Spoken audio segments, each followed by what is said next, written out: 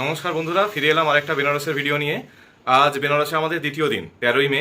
তো এখন আমরা রেডি হয়েছি, এখন বিকাল প্রায় 4টে। তো রেডি হয়ে এখন আমরা আমাদের কাছের যে পান্ডে ঘাট, সেই ঘাটে যাব। আর ওখান থেকে আমাদের বোট একটা বলা আছে, সেই বোটে চেপে আমরা ঘাট ঘুরে দেখব। আর পরে সন্ধে ফিরে এসে দশাশ্বমেধ ঘাটের সন্ধ্যার আরতি দেখব। তাহলে বেড়াতে এসে কেমন লাগছে তোমার? খুব ভালো লাগছে। আর বেনারসের সব থেকে কোনটা এখনো পর্যন্ত ভালো লাগলো? কাশী বিশ্বনাথ মন্দির খুব ভালো লেগেছে। আর আজকে এখন কি দেখতে বেরোচ্ছ সেটা বলে দাও। এখন যাচ্ছি আমরা। নৌকায় চেপে আমরা ঘাট ঘুরতে বেরিয়ে পড়েছিলাম। দেখুন, যে মনোরম দৃশ্যের সাক্ষী আমরা হয়েছিলাম ওই বিকালে।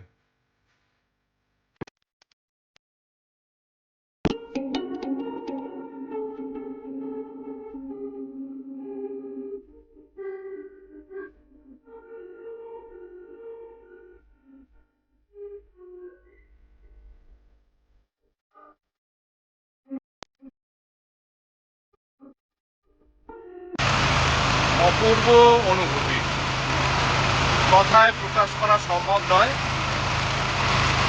এক কথায় দুর্দান্ত লাগছে।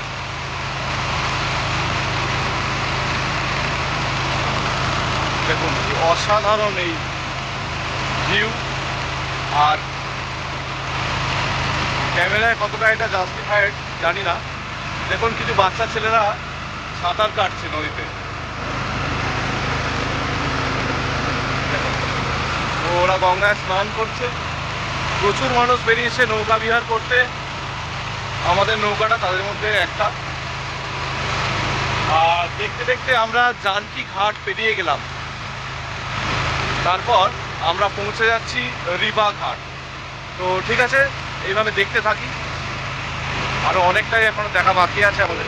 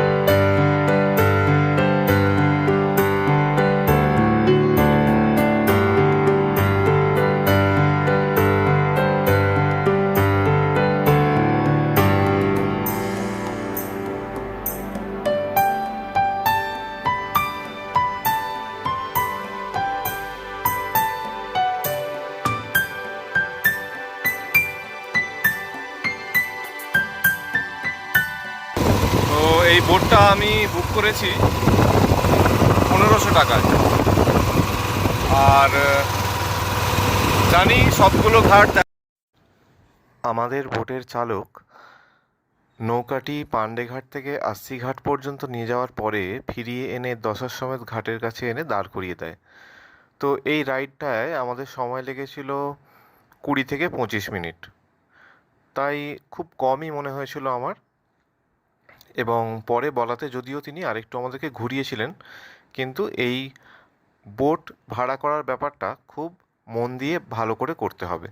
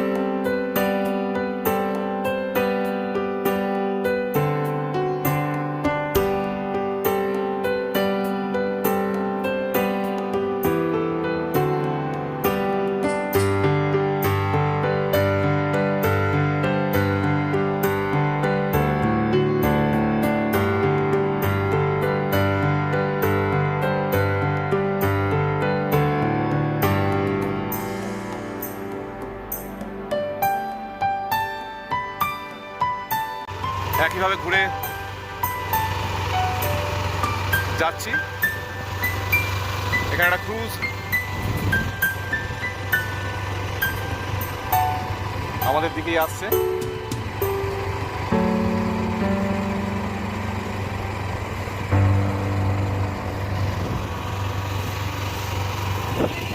সূর্যাস্ত হয়ে গেছে বললেই হয়।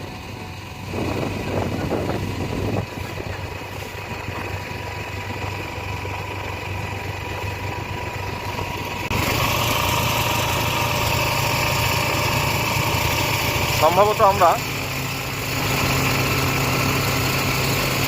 ঠিক এর উল্টো দিক, মানে পান্ডেঘাট থেকে উঠে আমরা যে পাশে এসেছি তার অপোজিট দিকে যেতে চলেছি।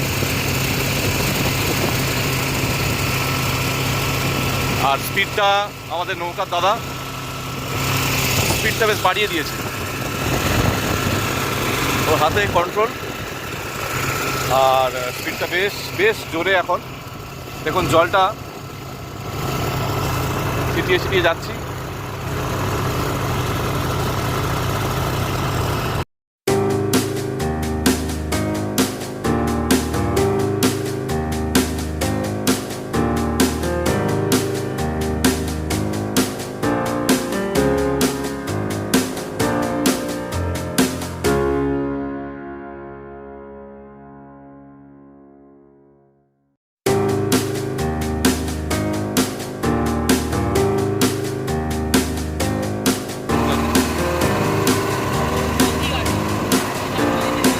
चौकीघाट तक मैं आया था।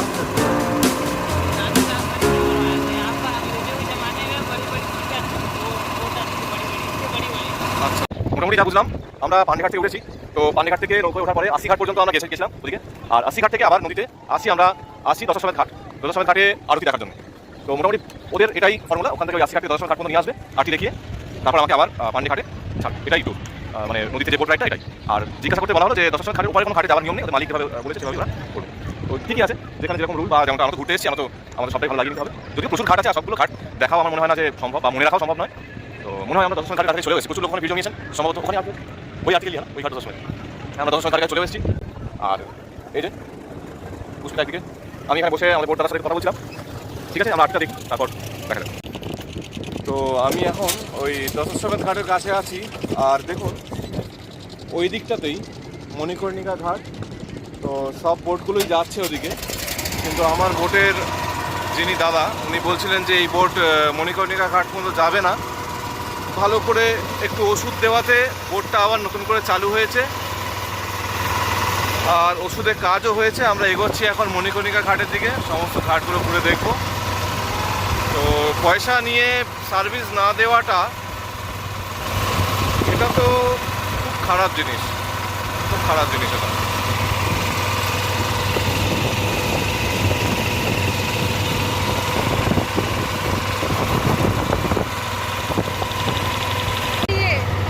তাই না? দেখো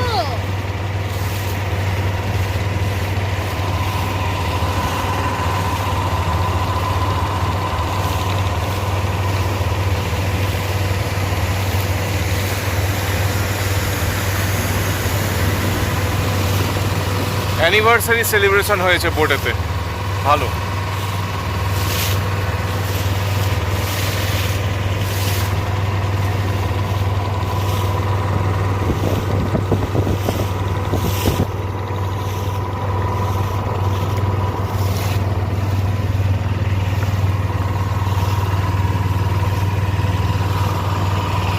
কেমন লাগছে? একটু ঠকে যাচ্ছিলাম, হ্যাঁ কিন্তু ঠিক আছে। হ্যাঁ বলার পর এখন বলার পরে আমার পয়সাটাও উসুল হয়ে যাচ্ছে, আর ঘোরাটাও ভালো হচ্ছে। আসলে পয়সা না উসুল হলে, বাঙালি তো আমরা, খুব একটা ভালো লাগে না পয়সা উসুল না হলে, তাই না?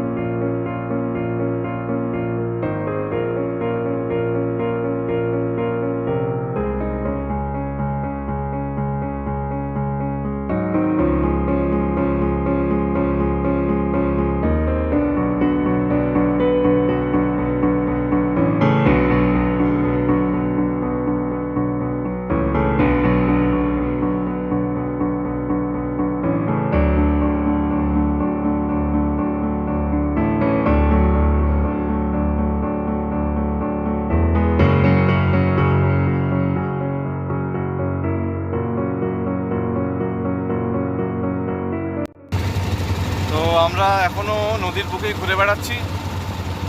খুব সুন্দর লাগছে, অসাধারণ লাগছে। তোমার কেমন লাগছে একটু বলে দাও। আমার ভীষণ সুন্দর লাগছে। আচ্ছা, ভীষণ সুন্দর লাগছে। এখন কাশি আলাদা একটা অনুভূতি।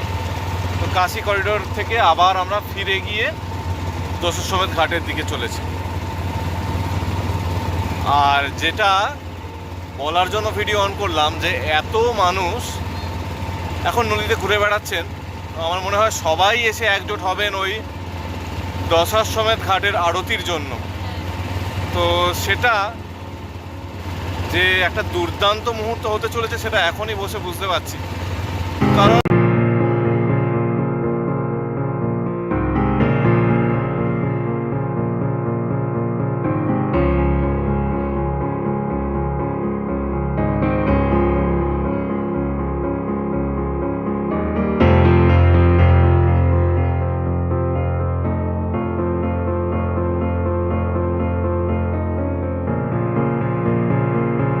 আরও নৌকোগুলো আসছে এক এক করে। আমরা এখানে সবাই একসাথে হয়ে জমছি, লোকজন এখন এরকম। আর যারা আগেই এসেছেন তারা উপরে বসে আছেন প্রথম থেকেই। মোটামুটি এখন ঘড়িতে বাজে 6:45, আর এস্টিমেটেড টাইম যেটা আমাকে এই বোটের দাদা বললেন সেটা 6:30। তো কখনো কখনো দেরিও হয় এরকমও শুনেছি। যাই হোক, এইভাবেই এখানে এখন অপেক্ষা করব। আর আরতি শুরু হলে সেটা ভিডিওতে ক্যাপচার করব। ওয়েদারটা একটুখানি অনভিপ্রেত হয়ে গেছে, বৃষ্টি আসার সম্ভাবনা আছে, আকাশ কালো আর ঝড় উঠে গেছে অলরেডি। কিন্তু মনে হয় না যে এই কারণে প্রার্থনা থামবে বা আরতি থামবে। দেখা যাক, আমরাও কোথাও উঠছি না। বৃষ্টিতে যদি ভিজতে হয় তাহলে ভিজতে ভিজতেই দেখবো। ওকে, দেখা যাক। আমরা যে নৌকায় ছিলাম সেই নৌকার উপরে কোনো ছাউনি ছিল না, তাই ওই নৌকা থেকে এসে আমরা অন্য একটি বোটেতে এসে বসেছি। আমাদের মাথার উপর ছাউনি আছে আর বৃষ্টি পড়ছে এখনও, কিন্তু এটা যেটা শুনেছি আমি যে বৃষ্টির মধ্যেও আরতি হয়, তাই আমরা নিরাশ হচ্ছি না, এখনও বসেই আছি নৌকার মধ্যে। আর কিছুক্ষণের মধ্যে আশা করি আরতি শুরু হবে। আরতি শুরু হয়নি এখনও, কিন্তু প্রকৃতি আমাদের একটা কঠিন পরীক্ষা নিচ্ছে। আর আমরাও ছাড়বার পাত্র নই। অনেকেই বাড়ি চলে গেছে, অনেকেই নৌকো থেকে নেমে অনেক নৌকো ফাঁকা হয়ে গেছে। বেশ খানিকটা অপেক্ষা করার পর যখন বৃষ্টি থামলো, তখন ফাইনালি আরতি শুরু হলো।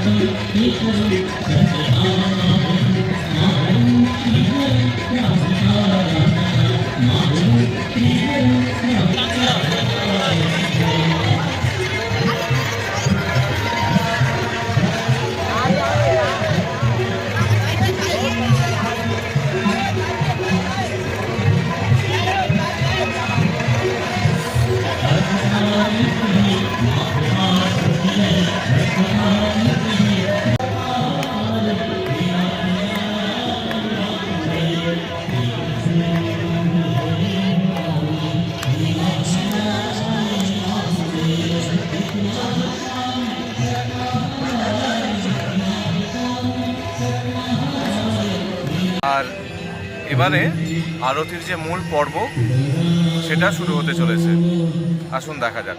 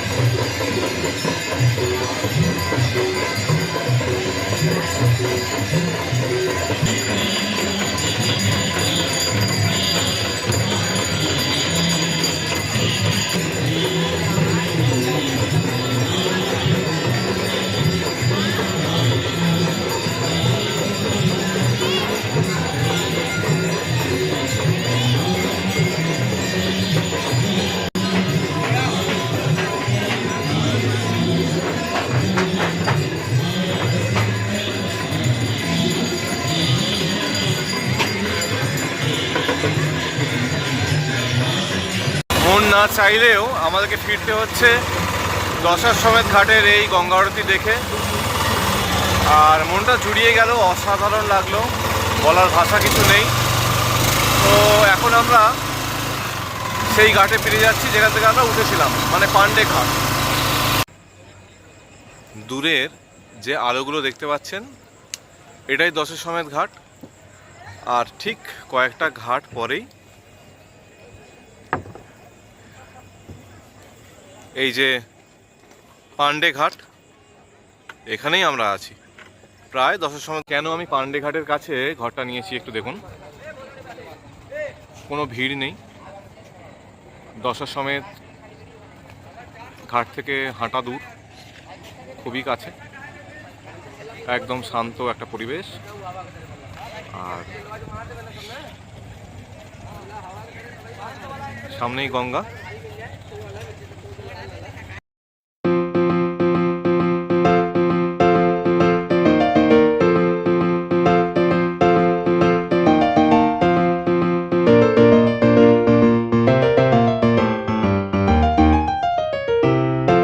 পান্ডে ঘাট থেকে হাঁটতে হাঁটতে আমরা আশি ঘাট পর্যন্ত চলে এসেছি। যদিও আমরা এরকম কিছু ভাবিনি, খাবার দোকান খুঁজতে খুঁজতেই আসছিলাম। তো ঠিকঠাক খাবার দোকান না পেতে পেতে ওই ঘাট বরাবর হাঁটতে হাঁটতেই আমরা আশি ঘাট পর্যন্ত চলে এসেছি। এখানে প্রচুর খাবারের দোকান আছে, তো এখানে কিছু খাবো, চাটা খাবো। আর তারপর যেভাবে আমরা এসেছি ঘাট দিয়েই, একদম গঙ্গার ঘাট দিয়েই এসেছি। আর গঙ্গার ঘাট দিয়েই আমরা আবার পান্ডে ঘাট পর্যন্ত ফিরে যাব। তো বন্ধুরা, বাড়ি ফিরে এলাম।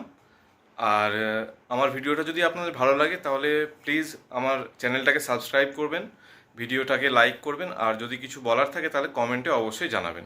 ধন্যবাদ।